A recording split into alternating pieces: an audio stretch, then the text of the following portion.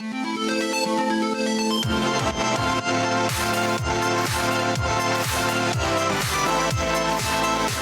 to the 8-Bit Pop Culture Show. I'm Hekla Petursson. Or, if you're watching from across the pond, välkommen i 8-Bit Thoughten. Jag heter Hekla Petursson.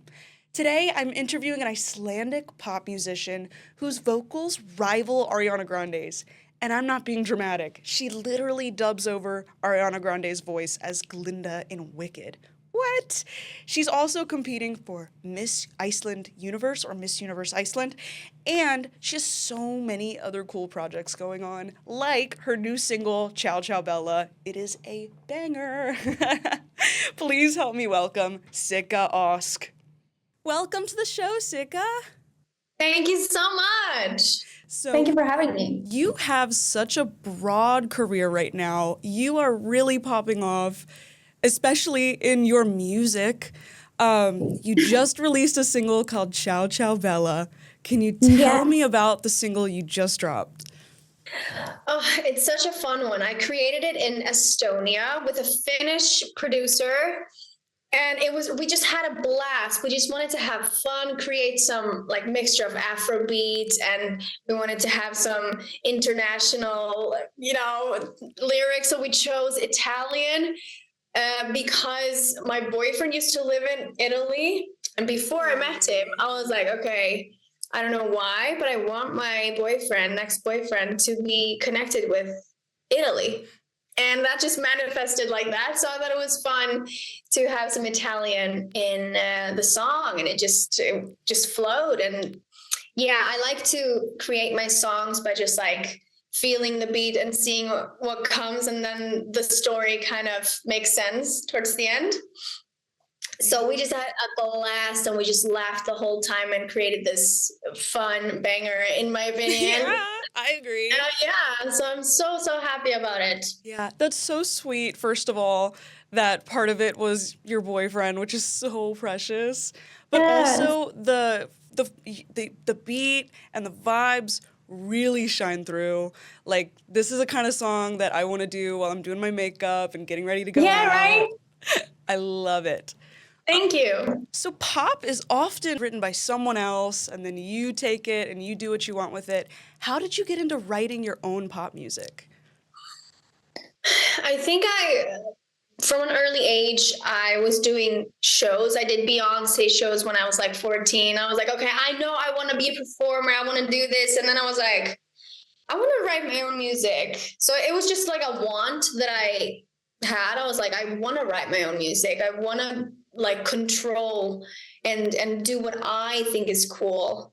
And also I was like, I can't wait for someone to write a song for me. Yeah. You have to do things yourself if you want to do it. So true. I feel like proactiveness is really important. So if you want to do music, then just do music, Yeah, I think it's important to know that pop stars don't just show up. Like, you guys put in hard work. And right. I mean, the industry today is very funny. I mean, the labels are like the biggest kings, and they can kind of pick like a talent, Yeah. But there was like a moment in my life where I was like, I live on an island in the middle of nowhere. I don't think anybody's like coming to get me, so I might as well just do my thing. Yeah. That's inspiring, because I think a lot of people are kind of waiting for the right moment, and you kind of made your own moment. I think I love the quote, like, don't wait for the perfect moment, just take the moment and make it perfect. I think. I like it. See, that is it girl energy. Quoting. It girl energy is in my workout playlist. It is such a vibe. I love that song so much. So before you got into songwriting and singing, now your voice is notably super impressive, hitting notes that like even like Ariana Grande is hitting in Wicked, which we'll get to. Did you go through vocal training, or did you teach yourself? Oh yeah, I went to vocal training. I've been training since I was maybe like 12 on and off. I was really shy actually when I was younger. I thought it was so uncomfortable to sing vulnerably in front of like a few people. I was like, I can go to a stage and do, a performance. That's no problem. But like where someone is like giving you notes, I was way too sensitive for that when I was younger. Yeah, and so it took a lot of courage for me to like actually go and train. Yeah.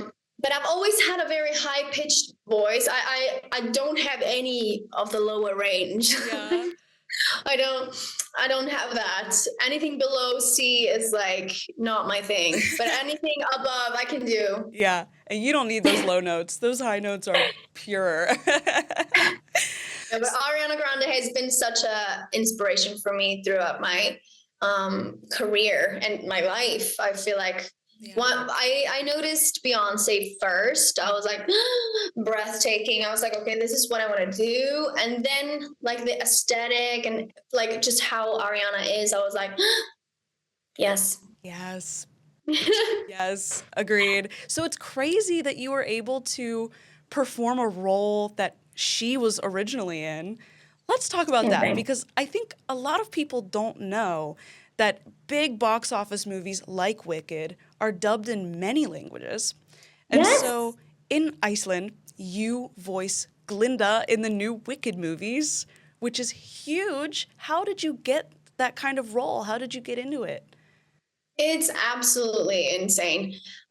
So I competed in the Eurovision in Iceland, the song contest, and the woman who directed that, she was directing the Wicked dubbing. Okay. And so I think she noticed me because I am a very Glinda-fied person, and I do like everything I own is pink, and like I'm very much like like in person in real life. And so I think she kind of saw that, but I had to go through like a process of auditioning. I had to audition, but once I got the audition, because this is my first ever role in voice acting. Wow. And speaking of manifestation, as I said with my boyfriend, I was like, I wanted some connection to Italian. And then I was like, I was manifesting voice acting because I'm a very weird person. Let's just say that. Love it. I can do very weird voices, and I love mimicking voices, and always loved it so much. And I was like, how into this? Like, how do I get into this? And then I think she kind of just saw me, and once I had the audition, I was like, I can die happy now. Like, this is amazing. That is incredible. And then when I got the role, I was like, no, wait. When I went to audition, I am not kidding. I erased everything on my schedule and I tried to perfect the audition. I was like, I am gonna be her. Yeah. Like, this is what I'm gonna do. And so I think I sounded like creepy like the original Ariana. I was like, yes, this is exactly. And then I was like, okay, now it's not in my hands anymore. And then I got the role, so I was really, really happy. Oh, that's so magical. And I think if people, especially like people who are used to hearing Ariana Grande sing it, they need to go hear you sing it because it's so eerie how similar you sound. But Icelandic is so beautiful in those high notes. Ugh, it's so gorgeous. Thank you. Oh my gosh. I mean, it is very different to sing it in English and in Icelandic.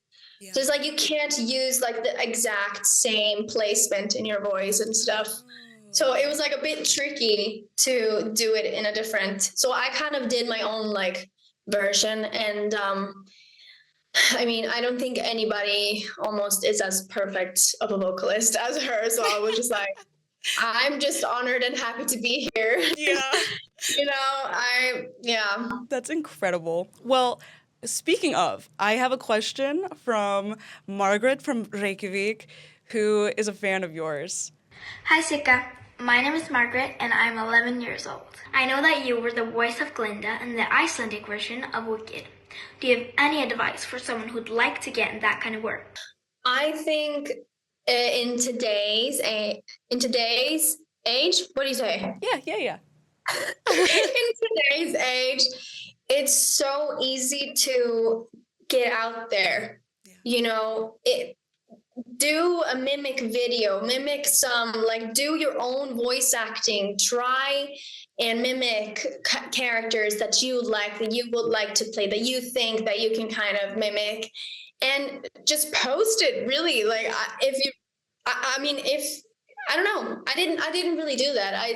But I did get myself out there. Yeah. You know, and so if you want to do something, I think you should just not be afraid to be seen. Do you know what I mean? Like, don't be afraid to let yourself go out there and be seen, and then somebody will like say, hey, wait, maybe she will actually be good for this. Maybe it's completely different from what you were showing, but it's something. So it's all gonna connect. Yeah, just don't be afraid to show what you got. Really, I love that. It's like no one's gonna see you unless you make them see you. Yes, exactly. Make them see you. So you mentioned Eurovision, and I think Eurovision's kind of split here in America, where people who know it love it, and people who don't know it wish they knew it. So can you describe a little bit about what it meant for you to compete for Iceland's Eurovision? Yes, so it's a European thing plus some random countries. Anyways, but it's originally a European thing where all the countries in Europe, they have their own competition. It's a song competition for first and foremost. But now we have more of like a show around it. So the show is really important today.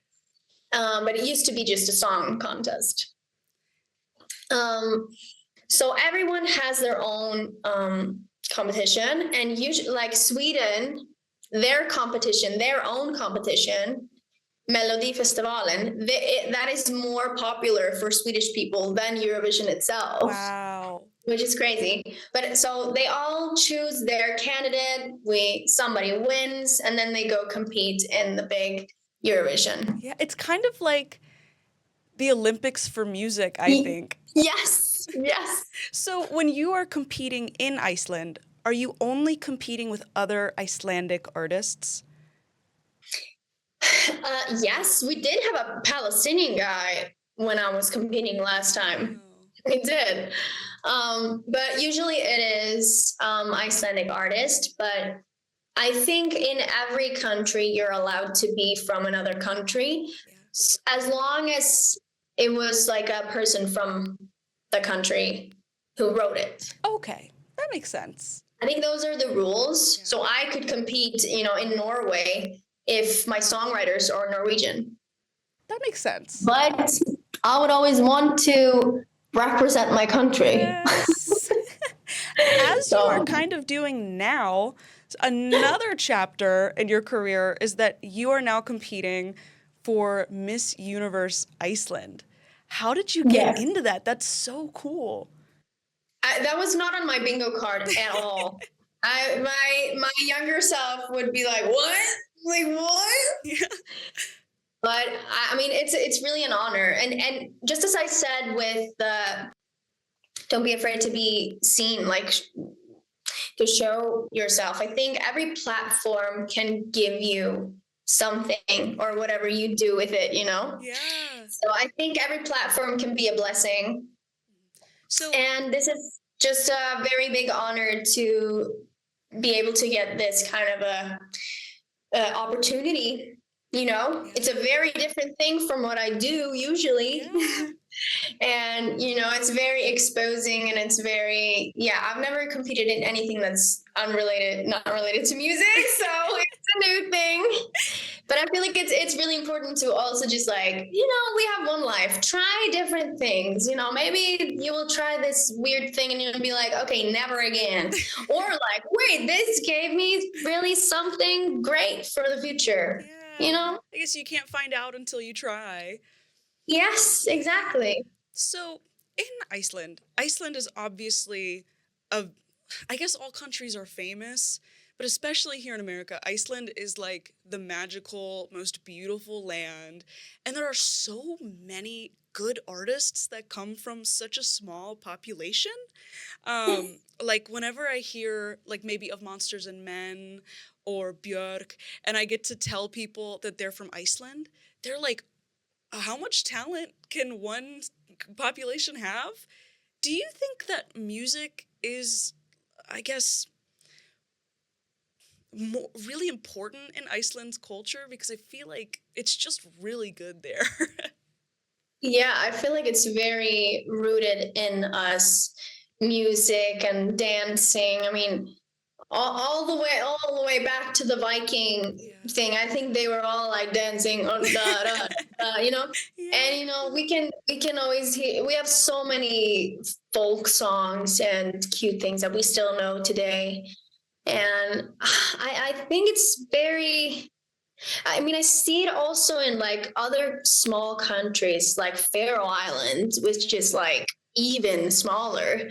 It's like the connection to nature and to our heritage. I don't know. It's just like I don't know. I just feel like it's unique. Yeah, for sure. It's something unique that like goes from our ancestors to us. And yeah, I think music is very in us. Yeah. That's so special. That makes sense. I love that description. My favorite thing to do is sing.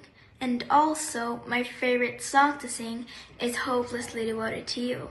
What is your favorite song to sing? Thank you for answering my question. Thank you, Margaret, for the questions. My favorite song to sing is probably my song Into the Atmosphere, because it shows all my range, like a lower chest voice, and then it goes up to the high notes. And it's also a good message. It's just about giving good energy into the atmosphere. So I think that's a really, really fun song to sing. And it just gets everybody going. Like once you put it on, it's just like, yeah, the crowd goes wild. Yes. And then another song, not by me, is The Way You Make Me Feel by Michael Jackson. I'm such a Jackson fan, but that song just, I don't know, I just feel like it fits my voice very well, and it's just so fun to sing. And I feel like it matches your energy because you have such a bubbly, high energy quality to you. Like, if I hear your music, I'm having a good time. Yay! So, the Into the Atmosphere was a song that you competed with, wasn't it? Yes. So, when you are writing a song like that, because as you said, it does hit chest voice, high voice, it hits a lot of your range. Do you write the songs to fit your range or to maybe show off some cool notes that you can do? No, I don't. Sometimes the songs just come to me in the randomest moments. In the car, I'm like, okay, this is how I feel, and then it's just like, "Rah," and it just comes.